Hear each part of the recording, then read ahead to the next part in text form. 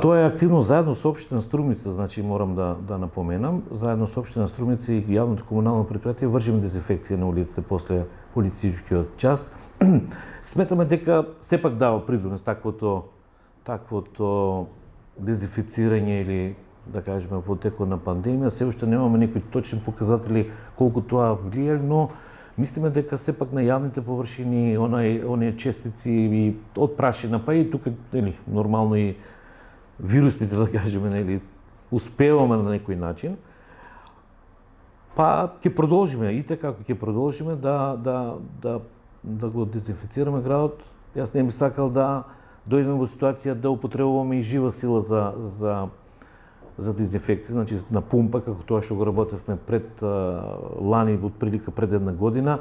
но ако е потребно и тука и тоа ќе го работиме, бидејќи комуналица располага со одреден огромен број на вработени кои што се спремни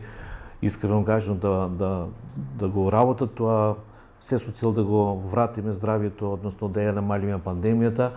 и нормално сите заедно да се трудиме да биде тоа, да се заштитуваме и да влијаме сите заедно врз